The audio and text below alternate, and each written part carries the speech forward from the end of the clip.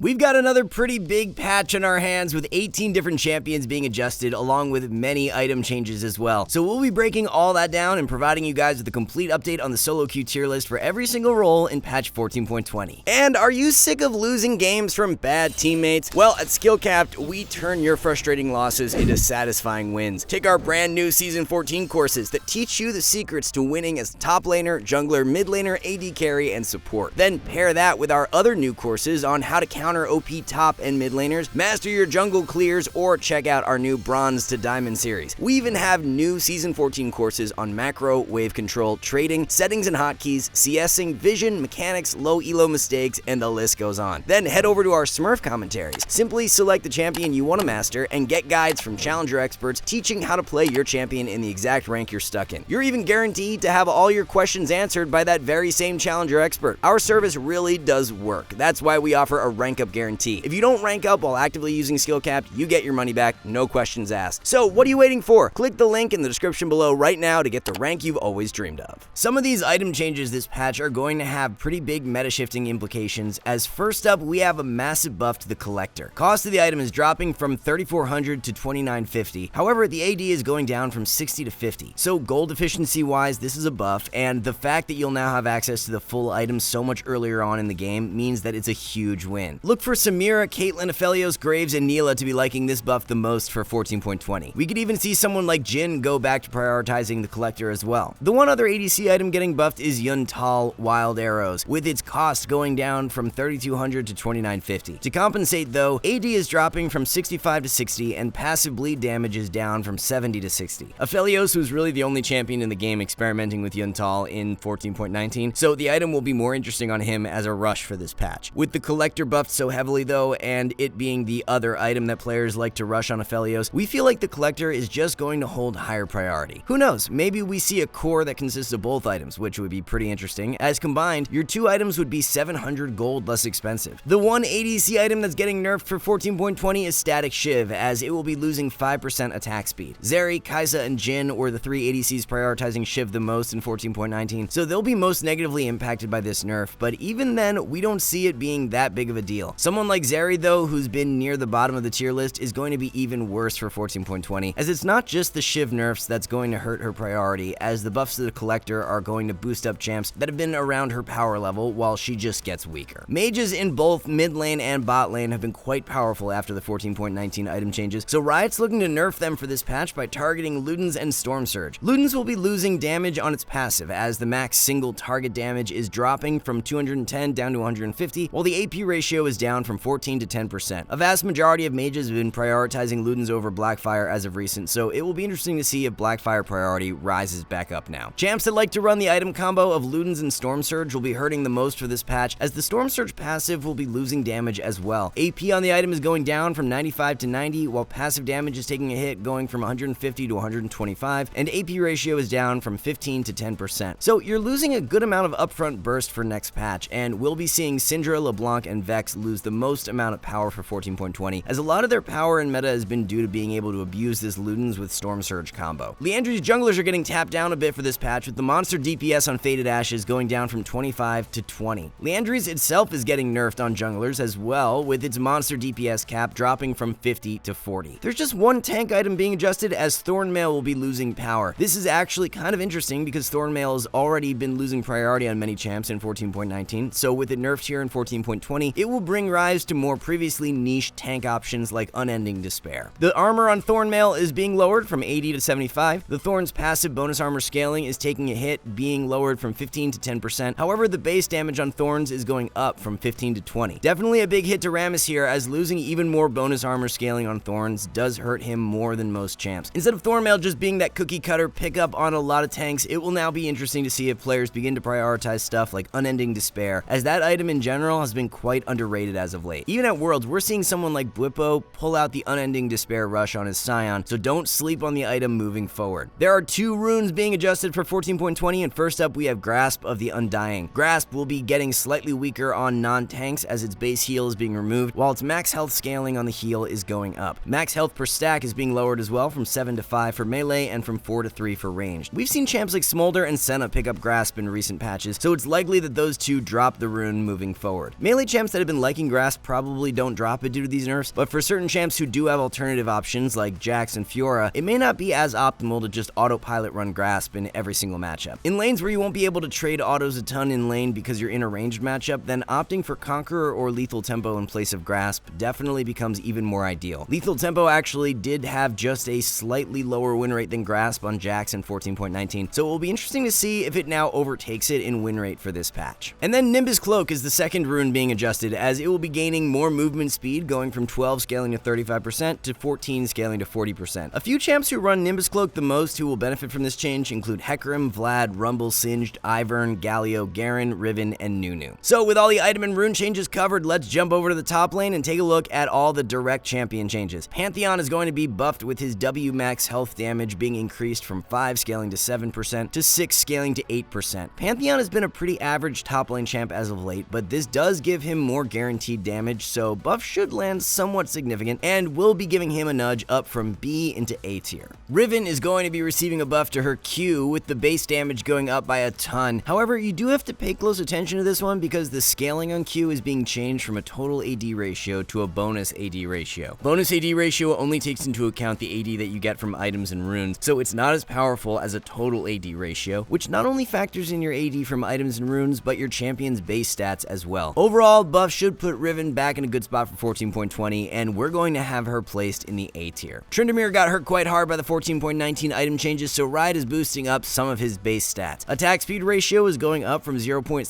to 0.694, and Tryndamere's armor growth will be increased from 4.3 to 4.8. Grasp nerf will hurt Trynd this patch though, as even though Lethal Tempo is back in the game, it hasn't even been close to performing as well as Grasp in 14.19 on Tryndamere. Overall, we don't see Tryndamere gaining too much strength, and we'll be leaving him in the top lane B tier. Mundo has been one of the best tanks in 14.19, so Riot's shaving off a bit of strength by reducing his max health into bonus AD conversion on E from 2 scaling to 3.4% to 2 scaling to 3%. For now, we're going to be leaving Mundo in the top lane A tier as we don't think he's going to be losing too much strength, but if the nerf hurts a lot harder, then we could move him into B for mid-patch. Mordekaiser is going to be losing some damage on his isolated Q for 14.20, as the percent damage is being lowered from 40 scaling to 60% to 30 scaling to 50%. Tough to say exactly how impactful this nerf will be. Definitely lowers Mord's pure 1v1 threat, especially when he has his enemy in R, but we don't see it being the end of the world for him, so for now, we'll be leaving him in the top lane S tier. A very minor nerf to Singed scaling strength for this patch, as he will be losing some armor growth going from 4.7 to 4.2. Nothing too major here for Singed, and Singed is actually one champ we should have had higher up on the tier list in 14.19, so we're going to be adjusting him into S, as he's a really underrated pick right now with the lesser damage in the game, and Singed being one of the strongest extended fight champs. Let's have a look at how we've got the top lane tier list constructed for 14.20. OP tier is going to see one new addition for this patch, as Shen is moving up to join Nasus and Camille. Shen gained a lot of indirect power from the 14.19 item changes, with fighter items losing more power than tank items. Heartsteel Rush has also just become way more popular on the champ, and it's always had a super high win rate, but just wasn't played very much until now, which is a factor in Shen gaining win rate. Now that Lethal Tempo is back in the game as well, picking Shen to complement that hyper carry down in the bot lane like Kog, Kai'Sa, or Jinx can be more valuable too. Nasus was already great in 14.19, but gets indirectly better for this patch due to Grasp being nerfed and a bunch of top lane champs becoming slightly weaker due to that change. We don't think the Grasp nerf will be enough to drastically shift the top lane meta, which is why we're still rating Shen and Camille very high, but if the nerf is more harsh than expected, we'll follow up for the mid-patch tier list. There is just one jungler who's going to be directly buffed for this patch, and it's Lee Sin. Riot's giving him a boost to his base AD, increasing it from 66 to 69. We probably see about a 1% boost in Lee's overall win rate due to this change, and we'll be giving Lee a push up from B into A tier as a result. Shyvana is going to be nerfed with her W movement speed AP ratio going down from 12 to 10%. RE ground damage is being lowered from 60 scaling to 120 to 40 scaling to 100. R damage AP ratio takes a massive hit, going from 130 to 80%. Now, even though Leandris is getting nerfed as well, it's not a rush item for Shyvana, so the nerf shouldn't have much impact on her strength. Direct nerfs will be somewhat impactful, definitely not the end of the world for Shyvana, but we will be dropping her from S into A tier. A couple of Skarner nerfs are on the way, with his passive max health damage going from 5 scaling to 11% to 5 scaling to 9%. E damage max health scaling is being lowered as well from 8 to 6%. So a bit of a hit to the scaling power of Skarner, and just like Shyvana, we are going to be moving Skarner down into the jungle A tier. Udyr is going to be targeted with a bunch of nerfs for 14.20, as his empowered Q bonus monster damage is going from 20 to 15. E movement speed will be lowered as well, from 30 scaling to 65% to 25 scaling to 55%. Empowered R monster damage is going to be reduced from 10 scaling to 50 to 5 scaling to 35. So Udyr's clear speed is what's really going to be brought down the most for this patch, as the nerfs to Faded Ashes are going to hurt his early clear as well. We definitely don't see Udyr being an OP jungler anymore, but at the same time, he likely remains a solid pickup, so we'll be shifting him from OP into S. So for the jungle tier list, with Udyr leaving the OP tier, we are now going to have Viego taking home the only slot for 14.20. Other than the champs moving down the tier list due to the direct nerfs we already discussed, Graves is another champ who's going to see some movement. Graves builds the Collector as a core item, so with the cost of the Collector being heavily reduced, it's going to be amazing for Graves to come online in the mid game a bit quicker. Kindred will also benefit from the Collector buffs, but we're going to hold off on moving her anywhere on the tier list for now. Graves have been right on the cusp of an A tier spot, so we're more confident in giving him that push from B into A. Liandry's junglers as a whole will of course be getting weaker for this patch, but to what extent is hard to say. The nerfs to Faded Ashes and Liandry's don't seem that bad on paper, so we're not going to be adjusting any of the Liandry's junglers for now, as we don't want to jump the gun if the changes do indeed end up pretty negligible. Faded Ashes monster damage is going from 25 to 20, so that really shouldn't kill the item. If it were chopped in half going from 25 to 12.5, then we'd likely have a different story, but 5 damage off shouldn't spell the end for Liandry's junglers. Corki has been an all-around nightmare of a champion to balance this season for Riot, as he's been sitting at 41% win rate in solo queue as of late. They even hotfix buffed him last patch, and his win rate is still sitting at 41%, which is just so sad to see for anyone that actually enjoys playing the champ. For a 41% win rate champ, the buffs Riot are giving Corki for this patch are so measly as well, which sucks to see. Q mana is being lowered from 80 flat to 60 scaling to 80, so not even a buff once you're past level 9. W is now going to have a 150% bonus AD ratio, which is such a strange buff considering you never really want to be using Corki's W for the damage. And then E mana cost is going to be lowered from 50 scaling to 90 to 50 scaling to 70. So yeah, definitely nothing that will actually change Corki's abysmal solo queue strength, as we'll be leaving him in the pits of C tier. It's kind of funny that Yone is actually getting buffed for this patch, and you could argue that his buff is even more impactful than what we are seeing for Corki. Q crit damage is going up from 80 to 90%, so this just incentivizes players to stop building Stridebreaker as a second item and go back to Immortal Shield Bow. There could be a world where this buff pushes players back onto Kraken Slayer as a rush, however, we think that's pretty unlikely and Blade should remain the way to go. Shield Bow as a second pickup has actually performed better on Yone in solo queue over Stridebreaker, so with more players going back to Shield Bow, now it could actually lead to a more significant win rate increase for the champ than you'd expect. If you guys are looking to learn Yone, then our Master in Minutes course is something that can really help to fast track your success with him. We don't think this buff will be quite enough to warrant a push into S tier for Yone though, so he'll remain in the A tier for now. And of course, the brothers have got to be buffed up together, so we also have some Yasuo buffs to discuss. Yasuo is receiving the same boost in Q crit damage going from 80 to 90%. However, he's getting a second buff to his R bonus armor pen on crit, which is up from 50 to 60%. So Riot's giving Yasuo even more incentive than Yone to go back to prioritizing crit builds, and it will be interesting to see how this plays out. Now we have to keep in mind that Grasp is getting nerfed for this patch, which will negatively impact Yasuo, as it had been performing better than Lethal Tempo in 14.19. So Yasuo probably gains a bit of strength, but not quite enough to where he moves up the tier list, and we'll be leaving him in A tier as a result.